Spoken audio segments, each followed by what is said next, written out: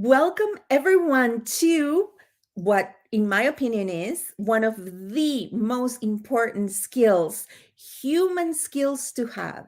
And that is the ability to get a buy-in into your ideas, into your thoughts, into your offering solutions. Yes, it is also called selling, but we need to expand that concept. And we have today the best person for the job, my colleague, one of Powerful Women Today mentor experts in a sales strategist, Liz Wendling. So let's get to it. Yeah.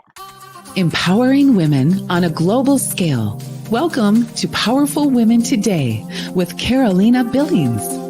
Powerful Women Today is on a mission of inclusion, rewriting his story to include her story, and empowering, raising, and amplifying women's voices with professional speaking, publishing, original podcasting, and web TV. And now here's your host, the founder of Powerful Women Today, Carolina Billings. Welcome, Liz. I love talking to you because I am, high energy, kind of like little chihuahua on speed kind of person. And then when I meet you, you have as much energy. So it's like, wow. Yes, we do. Welcome to Powerful Women Today Live. Thank you. Everything at your end of the world. It's fabulous. 2023 is a great year and will continue. I just declared it. That's it. Oh, okay. We're done. See you.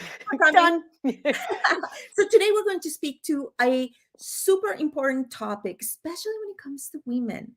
And that is the ability to sell professional services. And we're going to speak about the differentiation between professional services and selling anything else and why it matters. And so you brand yourself as the human side of selling, in how sales skills are really people skills. Tell me about that. Well, they really are. When it comes down to having conversations with people, it's the human to human conversation. It's not, I'm trying to sell you conversation, which a lot of people think selling is. If we went back 40, 50 years, yes, that is what it was about. Not anymore. And if you're selling that way, or you think selling is that way, that you've got to get something from someone or convince someone to do something, that is not the sales world today. Today, it is about conversations with human beings who may or may need what you're selling. But if you don't have a process of understanding how people make decisions and what they need to make a confident buying decision, then they won't hire you. They won't buy from you, because a lot of women don't have that process. They're afraid to step into that. Yeah. And when you're selling professional services, and really, we're going to speak about getting the buy-in into everything. Mhm. But when it comes to professional services specifically, is because the new wave of women entrepreneurs, predominantly like outside of retail and hospitality, are in the professional services field. There's very few women that are, manufacturing new products, which that's got to change. But anyways, Right. most of the new batch of women entrepreneurs is in the professional services field. That's And right. the catch with it is that when you're selling a product, like if I'm selling this coin, right? Mhm. If people are looking for the coin, if people buy the coin and they can touch it, they can take it home and it's exactly what I wanted, right? They forget about me. Right. But when you're selling professional services, you're selling like the ether, right? So it goes back to confidence. It goes back to clarity, conviction. There's a whole set of values that come with that. You're so right. And even before that, when someone declares that they're going to sell, whether it's legal services, CPA services, financial services, it doesn't matter what the service is. Mhm. If it's your service and you're selling it, now it's personal. Now it's different. Now, when someone says no, and you take it as a no to who you are at your human level, that's where things can get really messy. If they say no to your coin, no to your cake that you made, no to a product that you're selling, It's not as personal. It's not as close to your heart. So this is where a lot of women will back away from it because they don't want to hear a no. They'd rather not even ask for the business than to hear a no. They give themselves the no versus having someone else say no to them because it's so personal. And so the distinction has to be made that whether you're selling a product or a service, the goal is to disconnect from any type of outcome. Yes, it's your service, but if you're thinking about yourself and how you feel and everything that you think you have to do to get someone to buy from you, that means you're making selling about yourself. I was just thinking that. It's Yes. like, it's not about you. It's not. And I hear women say, well, I don't want anyone to think I'm selling them something. I don't want anyone to think I'm being salesy. Well, then stop focusing on yourself. That's the right. first part. Disconnect from, it's not about you. It never was about you. So that's where I see a lot of, yes. It's about, and so, yeah, so let's unpack that because there was a lot that just happened that, in traditional corporate, right? Where at least that's where I came from. There's that division, those silos. There's, sales is a division that is often, like kind of fighting with accounting and kind of, they're usually in some kind of like tug of war. And I never really understood that we're all in sales until I came out of corporate, right? Yes. And even though, my position was within the C-suite, and I knew a lot of things and I've studied a lot of things. So I consider myself a fairly educated person. When I came out, honestly, I didn't even know what selling looked like. Right. Right? Like you had an idea. How do you approach? Or you don't even realize everybody worries so much about their website and the logo and the social media. And it's like, what about the messaging? Right. You know what I mean? Like, what about the actual solution? Because you should be, and I don't like the word should, but you ought to be such a true believer of the solution that you're bringing to the world that, like you'll speak to anybody or anything that stops long enough for you to convey that message. Especially if someone is open. I don't want to talk to a closed door. People need to know when the door is open, how to have that communication and that human interaction. And you brought up something so big, Carolina. I don't want to gloss over it. You said that people will think that it's their website, their logo. They need to go to more networking events. They need to market more. They need to put themselves out there. And I'm not saying that's not important, but what happens when someone knocks on your door, sends you an email, asks you to have a conversation about what it is that you do because they may want to buy from you? What happens when you don't understand how to have that purposeful and productive sales conversation that leads to either, yes, I want to work with you, or maybe it's a no now, but down the road. Why bother if you're not going to know how to talk to people? I often say that the most beautiful words in the world are, tell me more. Right. Tell me more. Like you said, right? Like, you got to be respectful. Like if it's a no, it's like, okay, fine. Like, then you can still draw value from that and say, you know what? I would love to find out more. Then the roles are a little bit reversed, right? Like, what about it do you not see? And whether you buy from me or not is irrelevant, right? I am always seeking to learn.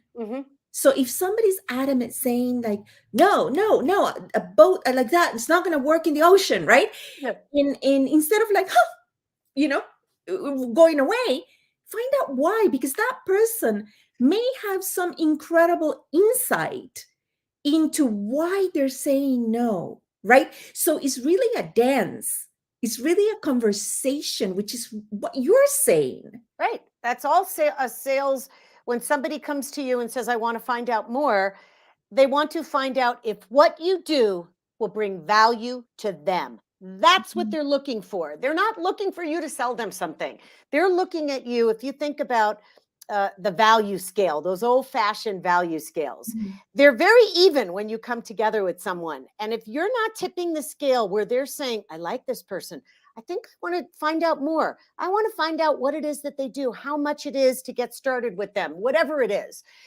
That's when you start tipping that value scale. Otherwise, they don't see the value in what it is that you have. So they say no to you. Let me get back to you.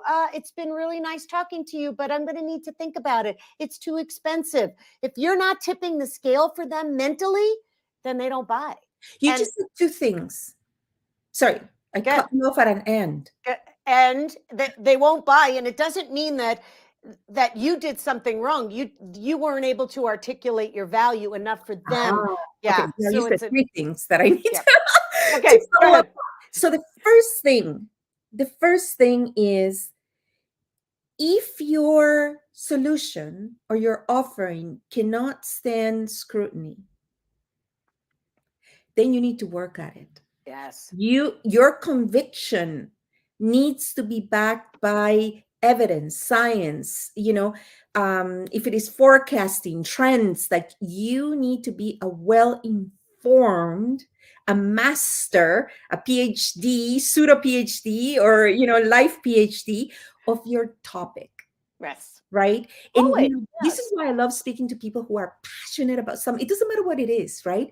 When they speak, they come alive, right? It's like, whether I remember meeting someone that they're passionate equestrians, and they actually wrote this blog about how oh my God, what are they called? The little side things that hang on, that people put their feet in. Stirrups. How the stirrup changed history. Like, it was a whole essay on it, right? Wow. And when I read it, it was just like, yeah, you know what? You're absolutely, like, thank you. Like, now I really understand something that I would have never given a consideration to, right? Right. It's that passion, that purity, that conviction, that investment. But right? not excitement and enthusiasm. People are told, be excited, be enthusiastic. No one wants to do business with someone who's so enthusiastic, because it feels fake and forced and phony. Because for 30, 40, 50 years, people were told, transfer your excitement to people. If you're excited, they're excited. And that's a bunch of BS. No more. They need to be inspired, and they need to know that what it is that you do can help their life, and there's value to it. No one will, I don't care if you're selling a $19 product or a $19,000 service. Someone has to see the value to write a check for that.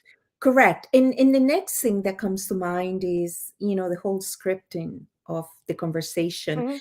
Even as an event organizer, right? Oftentimes, there's different size tracks, right? And somebody will ask, or interviews or anything like that. They'll say, I'll say it's a 5-minute interview. 5 minutes, like, I can't speak for 5 minutes. I need 40 minutes. I need 45. I need an hour.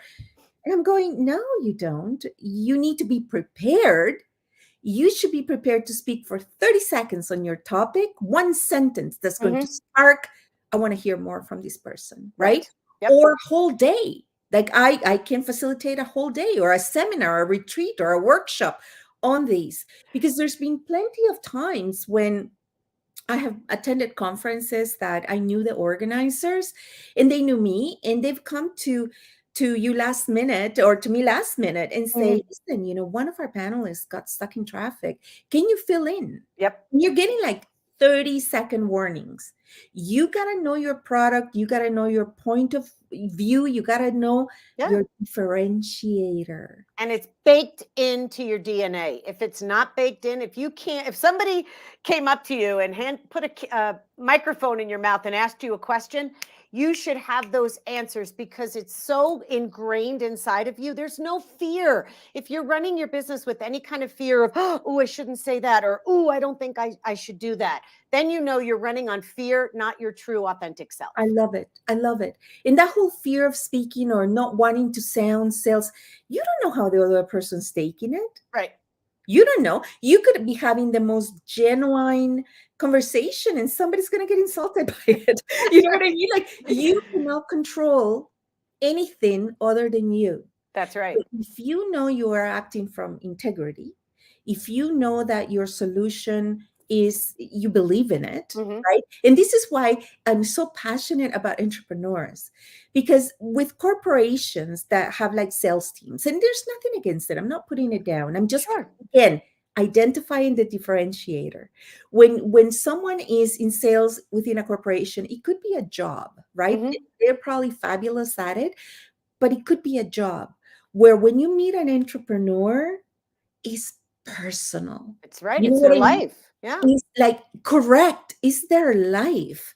So the quality, quantity, everything about it, it goes from, the rack to couture. Right. Think dealing with entrepreneurs as dealing couture. Right. It, Best. it it breaks my heart when I see a woman start a business, put their heart and soul into their business and do everything right. They have their social media, they have a beautiful website, they're doing all the right things, but they stop short. Think of it like a marathon where you go through that tape and it's that 0.2 miles at the end of a marathon and stopping short of that tape. Mm. That's what sales is. It's like, now I have to start talking to people. I can't do that. Nope, I'm not going through the tape.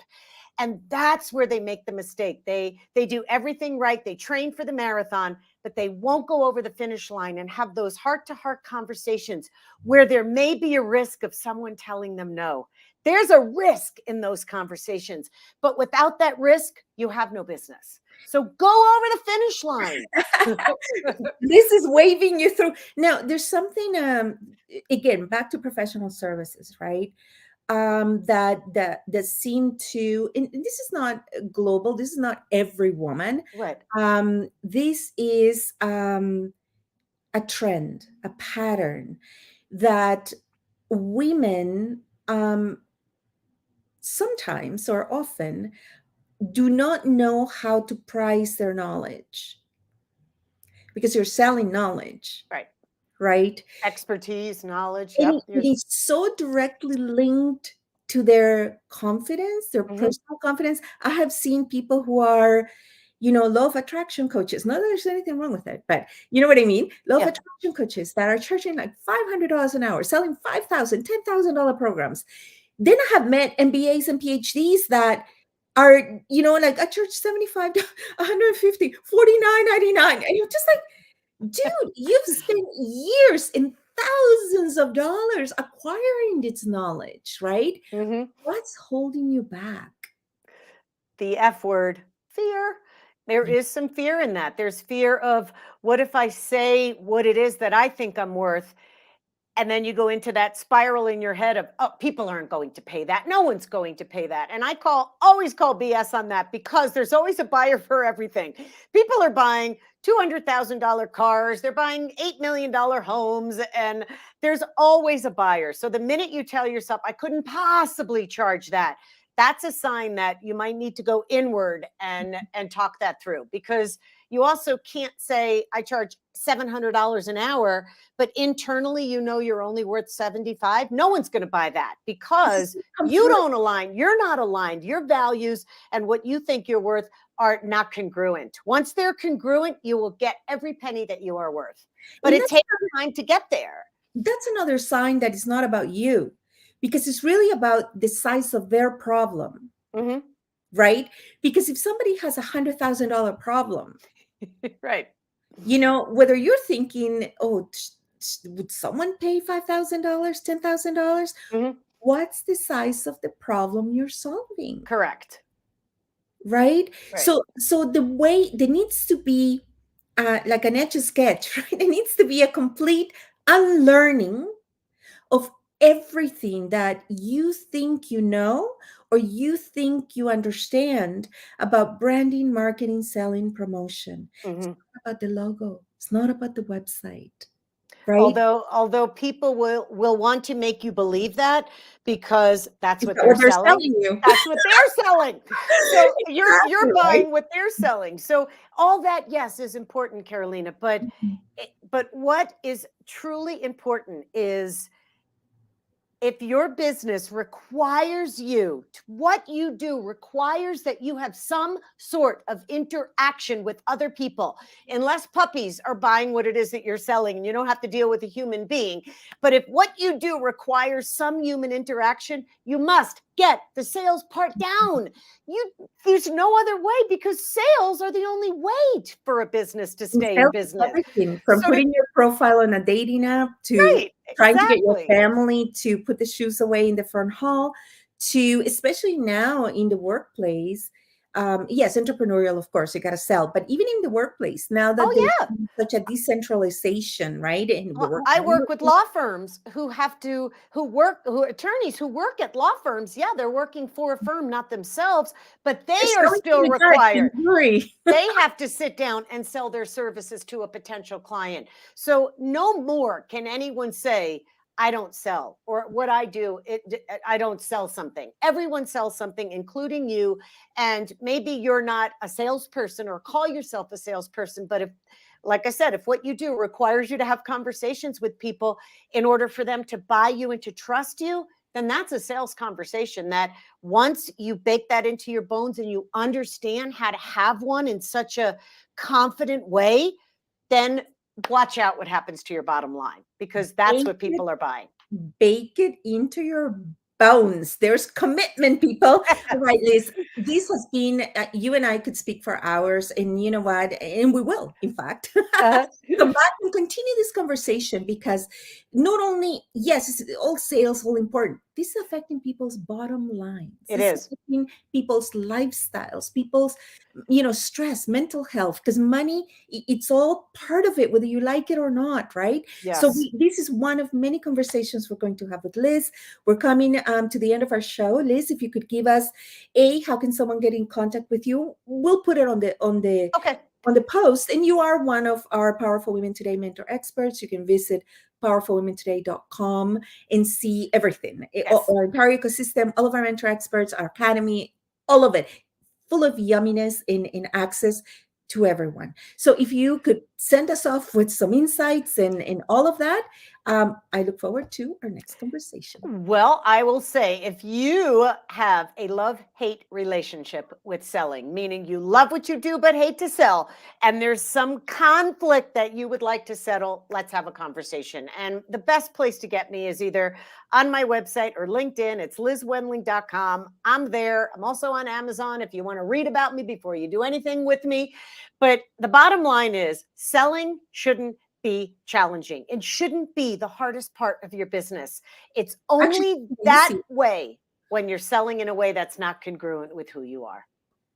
Thank you. Have a good day, everyone. Empowering women on a global scale. This has been Powerful Women Today with Carolina Billings.